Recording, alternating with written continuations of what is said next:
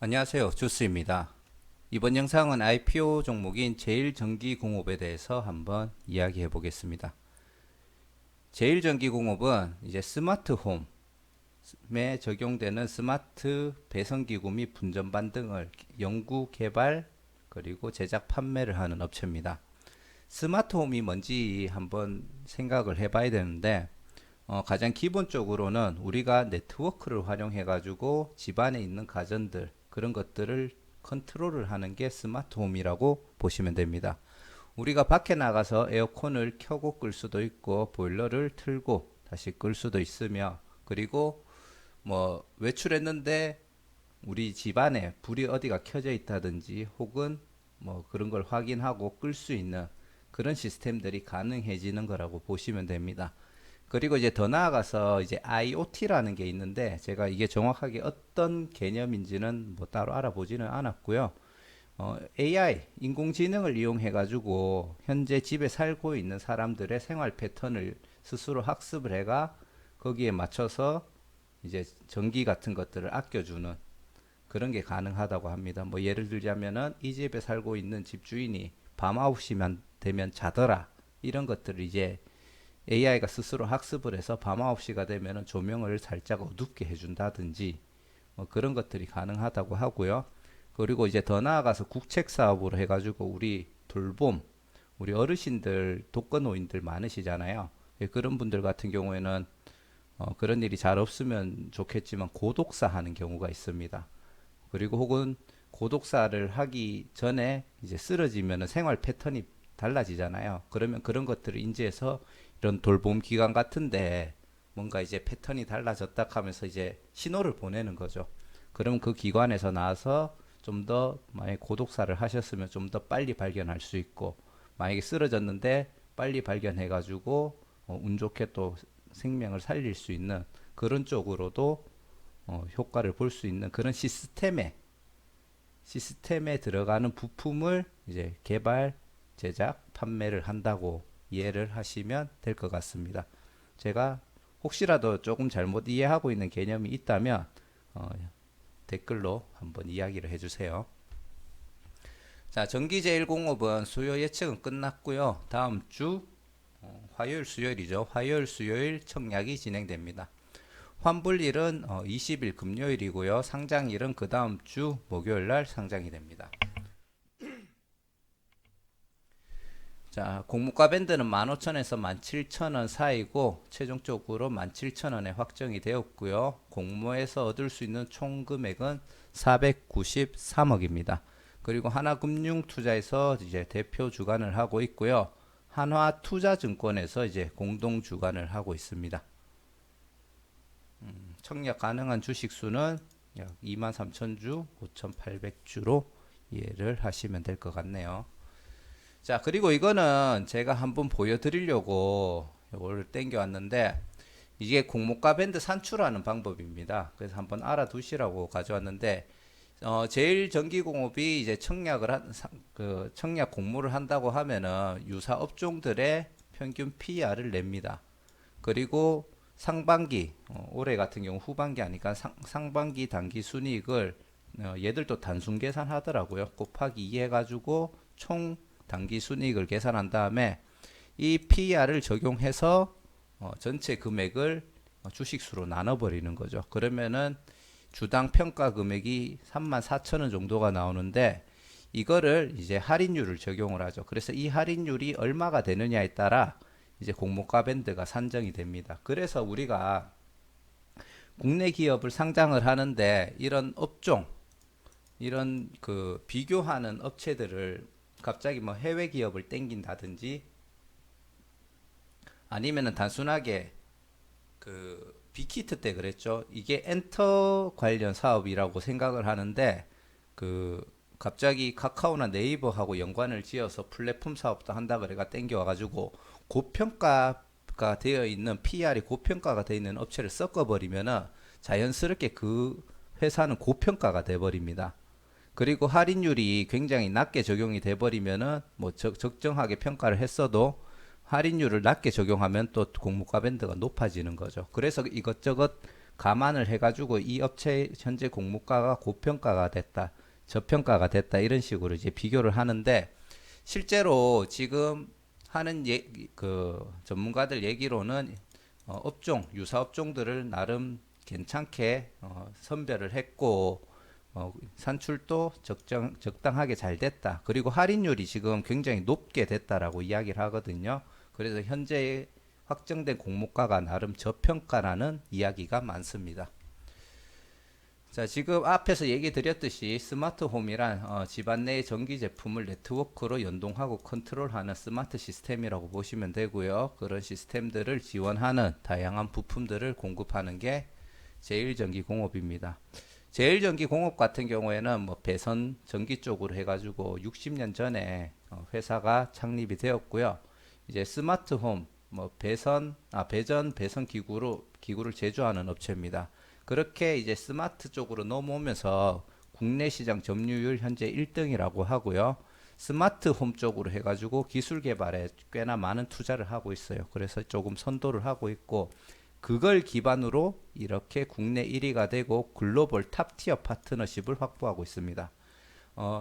1800년대부터 해가지고 인류에 전기가 생겼을 때부터 나타났던 회사들, 큰 기업들이 아직 살아 있거든요. 그래서 글로벌 대형 기업들로 성장해 있는데 그 기업들하고 파트너십을 현재 확보를 하고 있고 일부는 이제 그 파트너십을 연결하려고 하는 중입니다. 그래서 그런 데이터들을 기반으로 지속 성장할 수 있는 기업이라고 이야기를 하는데 이 부분에 있어서는 저도 동의를 하는 바입니다. 그래서 굉장히 좋은 기업이라고 이야기를 드리는 거고요. 뭐 이거는 잠깐 보시라고 제가 넣었습니다. 이게 주력 판매 제품인데 일반 배선기구 그리고 스마트 배선기구 뭐 이런 것들 집에 붙어 있는 것들 많이 보시죠. LED 기판으로 돼 있는 것도 있고 저희 집도 이런 비슷한 거가 있긴 한데 요거는 아닌 것 같아요. 그래서 우리 집에 있는 이렇게 불 끄고 켜는 터치패드 같은 경우에는 제 생각에는 제일전기공업계 아닌 건가 싶기는 하고 또 한편으로는 거실에는 또 이거였던 것 같은 느낌이 들어요. 거실에는. 그래서 조금 헷갈리긴 합니다. 아무튼 그렇고요. 그리고 스마트 분전기라고 해가지고 이제 우리 집에 전기 공급하는 게 이런 분전반을 통해 가지고 이제 나눠지게 되고 그리고 아파트 전체적으로 아파트 동 아래에도 이게 있다고 하더라고요. 그래서 거기서도 이게 전기를 나눠주는데 이게 이제 효율적으로 에너지가 관리되게끔 하는 스마트 분전반이라고 합니다. 그리고 요런 차단기들 많이들 보시죠. 집에 붙어 있는 거. 그리고 요거는 이제 가구별로 붙어 있는 거고 이건 아파트 동 아래에 전체를 컨트롤하는 차단기라고 합니다. 그리고 이게 쉽게 말해서 차단기 같은 쪽에 들어가는 부품들인데 이게 우리가 그전에 차단기 같은 경우에는 합선 같은 거에 생기거나 과전류가 생기면 그냥 떨어지는 그런 용도인데 얘 같은 경우에는 어떤 부위에서 이제 합선이 일어날 수 있다라는 것을 감지하고 차단을 하고 뭐 그런 거를 체크를 할 수 있는 그런 것도 있는 것처럼 이야기를 하더라고요. 그래서 외국 같은 경우에는 이게 이제 법적으로 이게 무조건 들어간 부품들을 써야 된다고 합니다. 그래서 이런 부분에 있어서 이런 부품을 공급하는 그런 해외 매출도 발생을 하고 있다. 그렇게 간단하게 이해하시라고 한번 보여드렸고요. 현재 그 기술 및 품질력으로 해가지고 시장 내 1위 포지셔닝 구축 이거는 국내 그 시장 점유율을 이야기를 하는 거고요.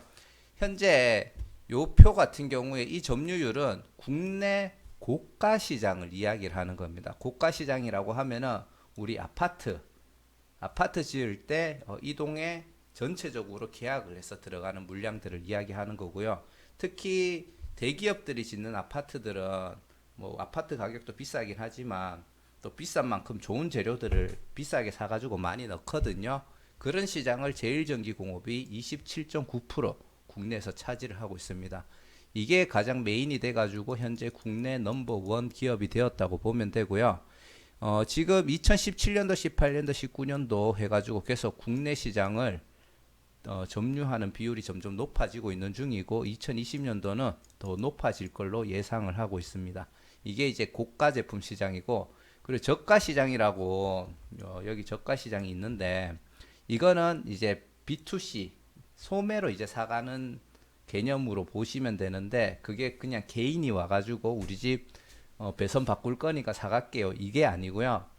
어차피 회사는 회사라고 보시면 돼요. 다만 이제 빌라나 주택, 막 이렇게 동네에 있는 작은 빌라나 주택 같은 경우에는 우리 대형 회사들이 짓지는 않거든요. 그것들을 이제 짓는 작은 건설 회사들이 또 와가지고 제1전기공업 거를 쓰는데, 이 시장은 뭐 J사나 W사가 지금 국내에서 현재 1, 2위를 한다고 합니다. 그래서 제1전기공업은 조금 약간 뒤쪽에 처져 있는 중인데, 현재 빌라나 주택에 맞는 제품들도 개발을 하고 있고요. 품질은 당연한 거고 가격 경쟁에서 우위를 점하기 위해서 많이 가격을 떨구고 있답니다. 그래서 그거를 이제 떨구면서 저가 시장도 지금 점유율을 올리고 있는 중이고요. 지금 가격 경쟁력을 올리기 위해서 현재 현장에서 이제 모든 공정들을 자동화시키고 있고, 인건비를 줄임으로 해가지고 그 순이익을 증가시키고 있습니다. 근데 순이익도 증가하지만 제품의 단가가 낮아지고 있는 중이라고 보시면 되고요.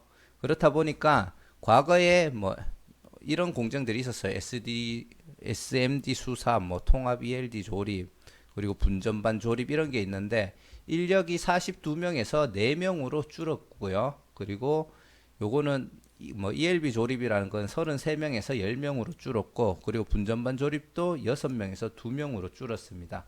그리고 이게 2명이 또 줄어가지고 과거처럼 조립을 하는 작업을 하는 게 아니고 그냥 이 시스템을 관리하는 일들을 하기 때문에 훨씬 빠르고 이제 품질 좋은 것들을 많이 생산할 수 있다고 합니다. 그리고 경쟁력이 된다고 하죠. 그리고 이제 이런 것들을 뭐 제품 자동화, 뭐 공장 설비 같은 최신 기술들을 하기 위한 것들도 있지만, 차단기 전기 접촉식 해가지고 다양한 메커니즘 설계 같은 것들도 하고요. 스마트 배선 및 배선 기구 같은 것들도 새로운 것들을 설계도 하고 뭐 그런 기술들을 키워나가고 있습니다. 그리고 아까 얘기했던 AI 관련된 뭐 IoT 기반의 무선 네트워킹 제품 같은 것들도 개발하고 있고, 스마트홈 조명 제어, 뭐 전력 모니터링 제품 개발, 뭐 기타 등등, 제가 뭐 정확하게 이게 어떤 건지는 다 알지는 못하기 때문에 계속 투자를 하고 있다는 걸 이야기를 드리고 싶었던 거고요. 그리고 여기 보시면은 99건의 특허, 실용 신안이 1건, 디자인 12건, 상표가 1건 해가지고 현재 지식 재산권을 가지고 있습니다. 현재 여기 보시면은 스마트홈 세계 시장 규모 추정이 이건 23년도입니다. 그래서 1379억 달러인데, 천억이잖아요. 그러면은 그럼 천억, 조, 10조, 100조거든요. 137조 정도가 2023년도에 전 세계 시장이 될 거라고 합니다. 근데 이게 예를 들어 이대로 성장을 한다고 하면 2025년도에 한 180조 정도 시장이 될 것 같거든요. 제가 봤을 때. 그리고 국내 시장 같은 경우에는 이건 억 원이거든요. 단위가. 요거 점이 아니고 콤마입니다. 그래서 국내 시장은 2025년도에 약 30조 시장이 될 거라고 합니다. 근데 제가 이야기를 왜 꼭 집어서 하냐면은 2025년도에 전 세계 시장이 180조, 물론 약간은 올라갈 거예요. 뭐 환율하고 다 감안을 하면은 그냥 한 200조 정도 된다고 가정을 했을 때, 우리나라에서 과연 이 시장 전체에서 30조 시장을 할 수 있을지 조금 의문이에요. 이게 데이터가 맞나? 조금 그런 생각이 좀 들고요. 이게 만약에 전 세계 시장 규모에 우리 시장이 빠져 있다고 해도 230조라는 전 글로벌 시장에서 30조가 우리나라 시장의 시장 규모란 얘기인데, 우리나라 시장은 약간 과대평가한 게 아닌가, 조금 그런 생각은 듭니다. 그럼에도 불구하고 2017년도에 또 15조 시장이었단 얘기거든요. 요거는 과거잖아요. 그렇게 치면 또 맞는 것도 같아요. 그래서 제가 이야기를 드리는 이유는 뭐냐, 아무튼 전 세계적으로 시장은 굉장히 커질 것 같고, 현재 우리나라도 전 세계적으로 봤을 때도 굉장히 높은 비중의 시장을 가지고 있다. 그런 높은 시장의 비중을 가지고 있는 국내의 1위 업체가 제일전기공업이다. 이야기를 조금 해드리고 싶긴 한데 조금 이 데이터가 개인적으로 조금 궁금하긴 합니다. 그리고 1인당 전기 사용량이 현재 한 5,000kWh가 된답니다. 이거 1년에. 근데 2020년도네요. 그리고 죄송합니다. 이건 제가 착각했네요. 2000년도에 한 5,000kWh 정도였었는데 2018년도에는 10,000kWh로 이제 1년 사용량이 증가가 되었거든요. 그래서 앞으로 계속 전기 쪽 시장은 성장할 거기 때문에 제일전기공업도 수요가 계속 발생한다. 그 이야기를 하려고 하는 거고. 그리고 글로벌 기업, 아까 전에 전기라는 것들이 생기면서 생겼던 기업들이 있다 그랬잖아요. 현재 이튼하고 굉장히 파트너십이 잘 맺어져 있는 상태고요. 미국과 프랑스 기업과도 사업 협력을 추진하고 있습니다.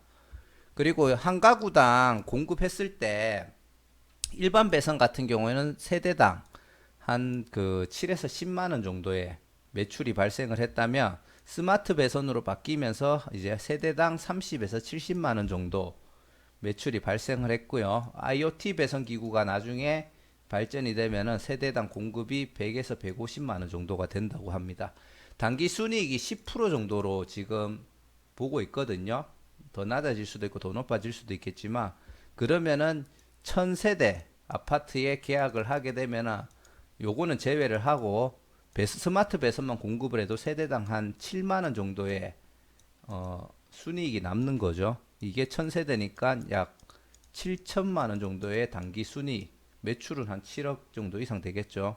정도로 계산을 할 수가 있는데 요거는 세대당이고 또 아파트 아까 전에 뭐 차단기라든지 이런 것들은 또 따로 들어가는 것들이 있다 그랬잖아요. 그래서 요거에 플러스 알파의 단기 순이익을 기록해 줄 거라고 생각을 합니다.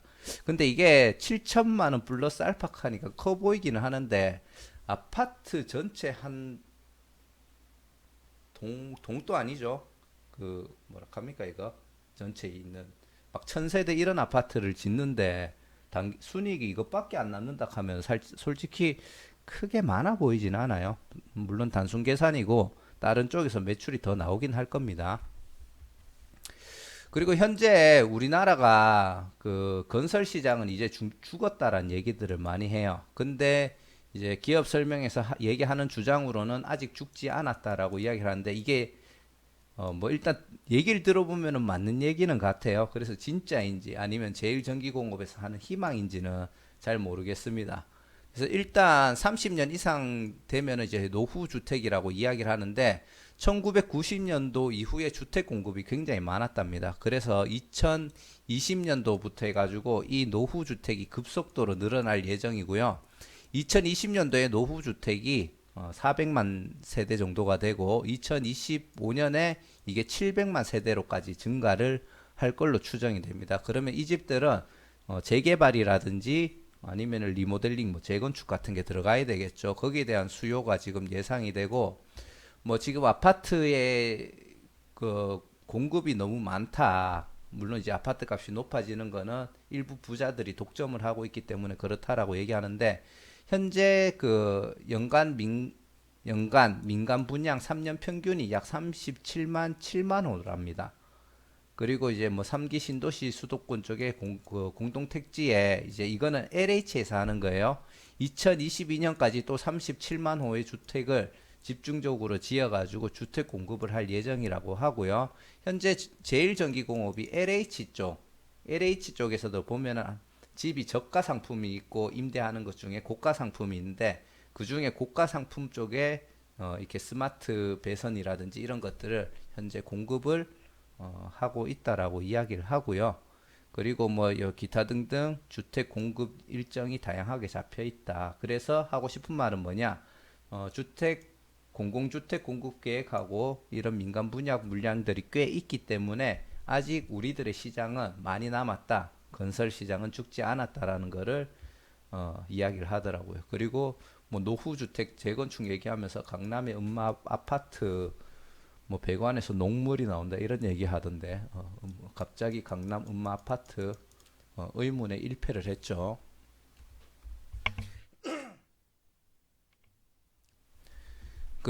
그리고 우리가 말만 들으면 알만한 회사들 굉장히 많죠. 이런 회사들이 전부 다 현재 제일전기공업의 고객사로 되어 있습니다. 이건 이제 글로벌 기업인데 아까 얘기했던 이튼을 제외하고도 이제 매출을 조금 많이 올려야 되는데 그 일부 사람들이 이튼에 너무 의존하고 있는 게 아니냐 그런 의견들을 했답니다. 그래서 이튼에 집중하고 있는 게 아니라고 지금 하는 이야기가 과거에 이 허벨이라는 회사랑 30년 동안 거래를 해왔답니다. 근데 이제 OEM 체계에서 자체 생산을 하기 위해서 중간에 공장을 세워가지고 자기들 이제 OEM도 받고 자체 생산도 하려고 했는데 그 트럼프 정부가 들어오면서 관세가 증가하고 현재 인건비도 이제 중국 그 인건비가 뭐 현재 60% 수준까지 올라왔다고 하더라고요. 그래서 이제 현재 인건비도 너무 부담이 돼가지고 현재 허벨 같은 경우에 조금 이 전략이 실패를 했는 상태고요. 특히 이 뉴트론이라는 회사가 공장이 남미에 있거든요. 근데 허벨하고 경쟁사예요. 근데 관세가 얘는 없고 얘는 관세가 있잖아요. 그래서 시장을 지금 허벨 시장을 뉴트론에 지금 뺏기고 있는 상태라고 합니다. 근데 이제 중국에서 더 이상 들여오는 거에 대해서 한계가 느껴지니까 허벨이 1년에 약 4천만 불 정도 매출을 발생시켜 줄 수가 있는데 이거를 전부 다 진행하는 걸로 지금 계약을 하려고 하고 있었고 인도의 지분을 50% 가지고 있는 쪽에서 태클을 걸었답니다. 그게 허벨의 지분을 아마 그 인도에서 가지고 있는 거겠죠. 그 맥락상. 근데 태클을 걸어가 현재는 보류가 되는 상태지만 결국은 이거는 진행이 될 것이라고 이야기를 하고 뭐 예상을 했다. 그렇게 이야기하시면 될 것 같고 이렇게 허벨의 물량을 다시 가져오게 된다면은 또 그 해외 매출이 굉장히 급속하게 성장할 수 있지 않을까라는 기대감을 갖게 됩니다. 그리고 이거 슈나이더라고 여기 세 개가 아까 전에 얘기 드렸던 인류의 전기가 생기면서 인류가 전기를 만들면서 생긴 역사상 가장 오래된 글로벌 기업이라고 하고요. 이 슈나이더하고도 현재 ODM은 뭐냐면 우리가 제품을 주고 이 슈나이더라는 브랜드를 붙여서 판매가 되는 거예요. 그러면 아시아 시장 쪽에 이제 개척할 계획으로 현재 파트너십을 맺고 있고 이런 슈나이더 같은 경우에는 품질에 대해서 굉장히 예민하다고 하더라고요. 그래서 대만 시장 쪽에 진출할 물건을 1년 동안 지금 테스트를 해가지고 품질 검증 기간을 거쳤다고 합니다. 그래서 현재 대만의 파나소닉이 시장 점유율 1인데 그 시장을 지금 뺏어 오려고 하고 이런 이제 보면은 뭐 63년, 1991년, 88년 이때 설립 다 되었거든요. 그래서 이 회사들하고 협력 관계를 했다가 뭐 돈 못 받으면 어떡할 거냐 이런 얘기를 뭐 어디에 은행 같은 데서 했다라고 하는데 뭐 전 세계적인 뭐 여기 적혀 있는지 모르겠는데 아무튼 신용 등급을 평가하는 쪽에서 보면은 뭐 트리플 A도 나오고 이제 어느 쪽인지는 모르겠어요. 그리고 뭐 허벨이 A라 그랬나? 아무튼 그렇게도 되어 있고 그리고 파라소닉이었나 어디였나 또 뭐를 매각해 가지고 뭐 1조 원의 현금도 가지고 있는 쉽게 말해서 신용 등급이 높고 또 어떤 업체는 현금을 현재 많이 보유하고 있는 굉장히 안정적이고 글로벌적인 전 세계 위치가 굉장히 높은 그런 기업들하고도 이제 협력 관계를 이어나갈 예정이라고 합니다. 그리고 이거는 아까 전에 제가 얘기했던 거니까 간단하게 넘어갈게요. IoT 스마트 돌봄 센터 그리고 스마트 돌봄 컨트롤 AI 스마트 돌봄 시설 해가지고 우리 아까 독거노인들 생활 패턴을 분석해가지고 혹시나 안 좋은 일이 있는지 그런 것들을 현재 그 캐치해낼 수 있는 그런 국책 사업을 진행할 예정이고 이게 국가에서는 이런 돌봄을 하기 위해서 계속 매일 만약에 돌봄 그 관리사들이 방문을 하려고 하면 그게 다 인건비잖아요. 그래서 그런 것들을 획기적으로 줄일 수 있기 때문에 이 사업은 할 수밖에 없답니다. 그래서 현재 그쪽으로 기술을 개발하고 있습니다. 지금 공모자금 사용 계획으로는 현재 공모를 이렇게 해서 금액을 모을 생각이고요. 이게 전체 공모 금액이고 우리가 현재 공모를 하는 주식수 중에 절반이 매출 대금이라고 되어 있는데 이게 구주 매출입니다. 우리 구주 매출이 뭔지 아시죠? 우리가 신주 발행을 하는 게 아니고 기존에 주식을 가지고 있던 대주주가 신주가 발행되는 주식수랑 똑같은 주식을 자기가 다시 같이 공모를 해서 돈을 받겠다라고 이야기를 하는 거고요. 그래서 총 246억은 대주주 주머니로 들어갈 예정입니다. 그래서 총 요 금액에서 요 금액을 뺀 요 금액이 공모를 해서 돈을 받아 가지고 이제 다시 회사로 투자가 될 금액이고요. 요 금액에서 또 이제 요 금액도 더해야죠. 요게 이제 하나금융투자 쪽에서 이제 주식을 의무적으로 인수를 해야 되는 금액이 같이 들어오죠. 그리고 세금 떼고 총 한 250억 정도가 회사의 발전을 위해서 사용이 될 예정입니다. 공모가 17,000원 기준에 산정이 되었고 확정 공모가죠. 시설 자금으로 120억, 운영 자금으로 60억, 채무 상환으로 40억, 그리고 기타 연구 개발 자금으로 30억이 사용될 예정입니다. 시설 투자는 토지 및 건물 매입, 그리고 생산 기계 같은 것들을 2021년도부터 이제 만들 예정이고, 운영 자금은 말 그대로 우리가 회사 운영하다 보면은 어찌됐든지 간에 건물도 유지 보수해야 될 거고 직원들 커피 한 잔이라도 타 먹어야 되잖아요. 그래서 제가 봤을 때 매출 및 생산 증대를 위한 운영 자금이 그 얘기인 것 같아요. 뭔가 되게 거창하게 생각을 하고 이게 대체 뭐야? 하면서 찾아봤는데 내용이 없습니다. 그냥 매출 및 생산 증대를 위한 운영 자금이라는 거 보니까 그냥 쾌적하게 일할 수 있는 환경을 만들어 주는 거라고 생각을 하고, 개인적으로 뭐 제품을 생산하기 위한 기계를 사면은 시설 자금이 되겠지만 직원들이 편하게 하기 위해서 에어컨을 사면은 운영 자금이 되지 않을까. 개인적인 생각입니다. 그렇게 생각이 되고요. 그리고 이제 빚을 갚는데 40억 정도를 쓸 예정이고, 연구개발비 아까 얘기했던 뭐 이런 AI 관련된 제품들, 그리고 프리미엄 배송기구 뭐 기타 등등 이런 것들 개발하는데 30억을 쓸 예정입니다. 현재 부채 비율이 굉장히 준수한 상태로 그냥 60%로 볼게요. 60%밖에 안 되는데 정확하게 재무제표를 보면 이게 전체 얼마가 부채인지를 한번 봐야 되겠지만 이 중에서 40억을 지금 갚겠다고 하는 거잖아요. 그렇기 때문에 부채 비율은 안 그래도 안정적인데 더 안정적으로 가서 현금 같은 것들을 돌리는 데 있어 가지고 조금 장점이 있을 것 같고, 2019년도 기준 PR이 11.55밖에 안 됩니다. 엄청나게 양호한 거죠, 이래 되면은. 그래서 굉장히 좋게 보고 있다. 그리고 이제 재무 상태인데 매출은 꾸준하게 우상향. 요게 여기서 하면 한 15.4가 되기 때문에 2019년도 대비는 조금만 올라갈 것 같은데, 근데 이것도 솔직히 코로나가 있었던 걸 감안하면은 굉장히 양호한 매출이라고 봅니다. 그리고 영업이익 같은 경우에는 조금 들쑥날쑥하고 있죠.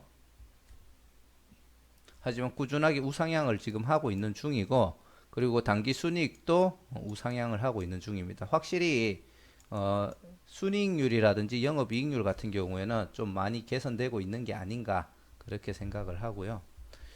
연결 재무제표로 해가지고 2021년도에도 당기 순이익률이 약 10.6%로 조금 더 성장을 하는 거죠. 10.6%로 기록할 것 같고, 당기 순이익도 이게 10억이죠. 180억. 올해는 170억 정도를 예상하고 있습니다.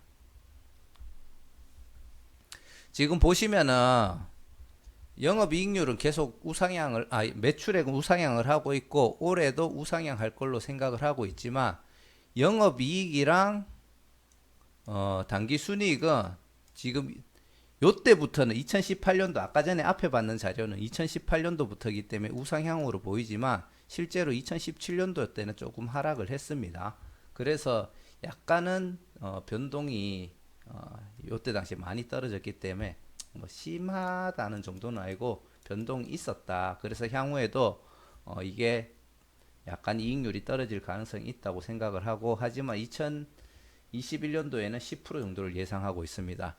해외 유사 기업이랑 뭐 요 J사랑 D사는 어딘지는 모르겠는데 P사가 파나소닉이라고 하더라고요. 근데 J사랑 D사랑 처음에 이 스마트홈 시장이 나왔을 때 시장을 선점하고 있던 회사인데 현재 파라소닉하고 제일전기공업에 그 시장을 좀 많이 뺏겼다고 하고 지금 보면은 영업이익률이 다른 애들은 전부 다 4%가 되지 않습니다.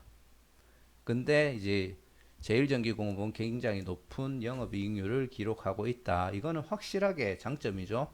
예를 들어 파라소닉보다 매출이 절반밖에 안 돼도 돈은 더 번 거잖아요. 그래서 이런 점은 굉장히 긍정적으로 볼 수가 있고요.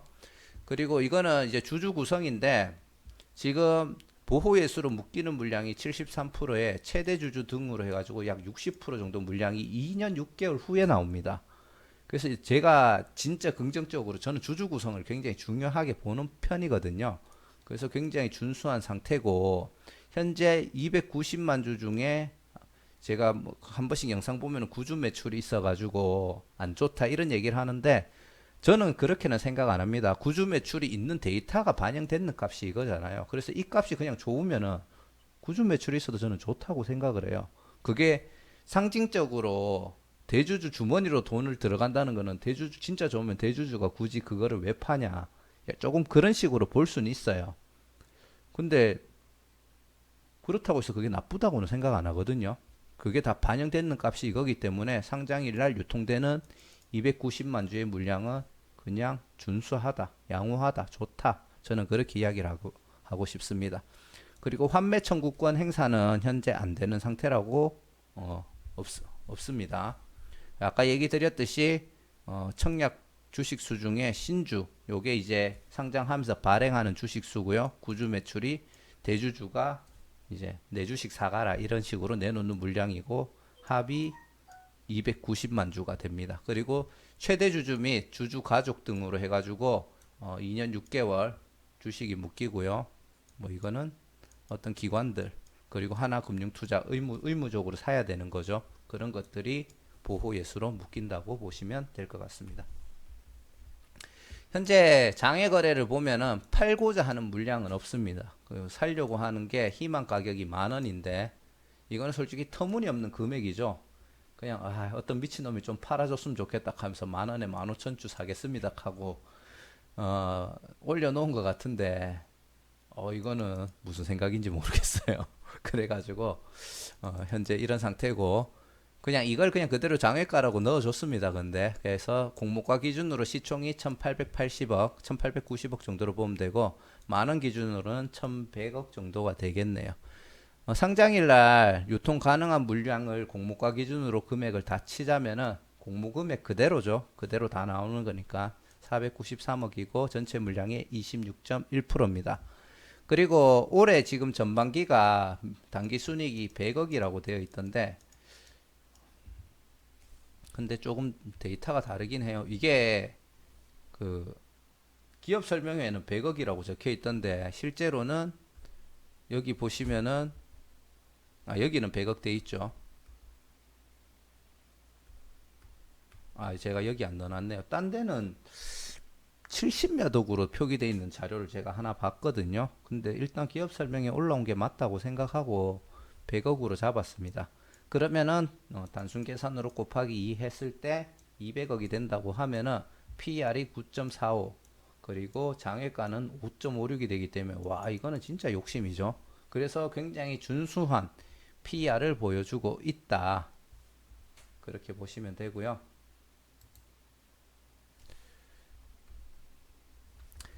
이게 또 굉장히 큰 장점이죠.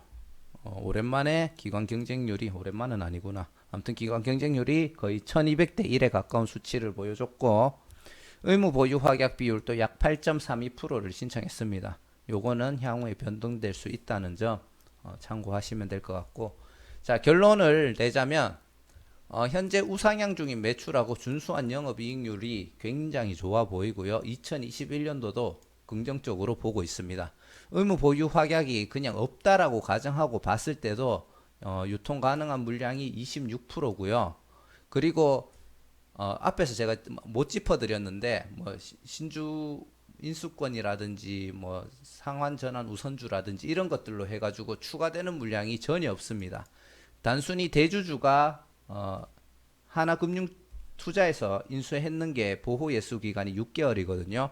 그 물량이 딱 나오는 시점에 약간 큰 물량이 나올 수가 있고 3개월 후에 나오는 물량도 있긴 있는데 그거는 0.5% 정도밖에 안 돼요. 그래서 그 상장 후에 6개월 되는 시점까지는 뭔가 보호 예수가 풀리면서 주가가 떨어질 가능성이 있는 그런 물량들이 사실상 별로 없다라고 보고 개인적으로는 이 종목은 그냥 기관이 보호 예수 물량 신청을 안 했으면 좋겠습니다. 그 첫날 나올 거 다 나오고 그 다음부터 그냥 추가 물량 없다라는 가정하에 이 종목을 대응을 하고 싶다는 생각이 들어가지고 없었으면 좋겠다는 생각을 하고 있고요. 근데 없진 않겠죠. 제가 좋게 보면 남도 좋게 보더라고요. 그리고 공모가 기준으로 유통 가능한 물량의 총 금액은 공모 금액 그대로 493억인 점. 요거는 그래도 상장일날 유통되는 물량의 금액 치고는 그래도 조금 있는 편이라고 생각하고 동종업계 대비 PER이 굉장히 높은 할인이 적용되었다. 쉽게 말해서 낮다. 공모가가 낮게 만들어졌다는 거고 영업이익률을 개선하기 위해서 계속 시설 투자와 거기에 대한 연구 개발이 진행되고 있고요. 그리고 낮은 부채율이 장점인데 거기에 채무 상환으로 더 낮아질 거라는 기대. 국내 1위고 세계 3대 글로벌 회사와 파트너십을 맺어서 해외 시장을 개척하고자 하는 비전도 굉장히 진행 중이기도 하고 뚜렷한 목표라고 봅니다. 그리고 국책 사업도 어찌됐든지 하고 있다라는 점이고 그 공시에서 이 종목을 투자하는 위험 요소에 대해서 이야기하는 거를 뭐 다 적어오지는 못했고 앞에 있는 거 몇 개만 적어왔는데 제가 이거를 왜 보여드리려고 하냐면은 첫 번째 코비드로 인해서 전 세계 경기가 감소되었다. 그래가지고 뭐 현재 경기 성장률이 미국은 마이너스 뭐 3. 몇 프로네, 한국은 얼마네 이런 식으로 데이터를 보여주더라고요. 그리고 건설 경기에 직접적인 영향을 미친다. 솔직히 요거는 조금 저는 위험할 수 있다고 봐요. 근데 기업 설명에서 아직은 포화가 아니다라고 주장을 하고 있죠. 그 다음에 보면은 시장 부합 제품 개발로 현재 선점 중이나 일단 칭찬을 깔더라고요. 기술력 향상 실패 및 시장 수요에 대응 실패하면은 매출에 부정적인 요인이 된다. 굉장히 당연한 얘기하고 있고요. 판매 단가 변동 당연한 얘기죠. 신규 사업 실패 뭐 요런 AI를 이용한 뭐 IoT 사업이나 뭐 여러 사업을 지금 하려고 하고 있더라고요. 그거를 실패했을 때 위험하다. 매출 채권 및 수출했을 때 환율 변동에 의한 위험이 있다. 전부 다 당연한 얘기죠. 수출하는 입장에서 당연히 환율이 지금 많이 떨어졌기 때문에 그 점은 조금 안 좋을 수는 있는데 이게 위험 요소에 대해서 뭔가 이 업종에 딱 특화된 그리고 뭐 진짜 이 회사는 이것 때문에 조금 타격을 입을 수 있겠구나 하면서 특별한 게 아니라 당연한 얘기들을 저는 적었다라는 생각밖에 안 들더라고요. 그래서 특별히 이 회사만 지고 갈 만한 위험 요소는 저는 없다라고 판단을 하고 있습니다. 그래서 결론은 뭐냐? 일단 저는 이 종목 괜찮다라고 보고 청약은 무조건 진행을 할 예정이고요. 2021년도까지도 좋은 흐름으로 예상하고 있기 때문에 뭐 얘는 약간 멀리 보고 투자를 해도 괜찮지 않을까 그렇게 추측을 하고 있습니다. 자, 이상 IPO 종목인 제일전기공업에 대해서 이야기를 드렸고요. 중간에 뭐 새로운 뭐 공모가 밴드 산출하는 방법이라든지 그런 설명을 좀 넣어드리다 보니까 영상이 또 엄청나게 길어졌네요. 그 점에 있어서 너무 긴 영상을 계속 올리는 점 사과의 말씀을 드리고 싶습니다. 자, 이 영상을 참고를 하시고 제 개인적인 생각도 공유를 해드렸으니까 제 생각을 그냥 따라 해야지라고 생각하지 마시고 투자를 하시는데 조그만 의견이라고 생각하고 참고만 하시길 바랍니다. 자, 영상 시청해 주셔서 감사하고요. 구독과 좋아요, 알람 설정 한 번씩 부탁드리겠습니다. 감사합니다.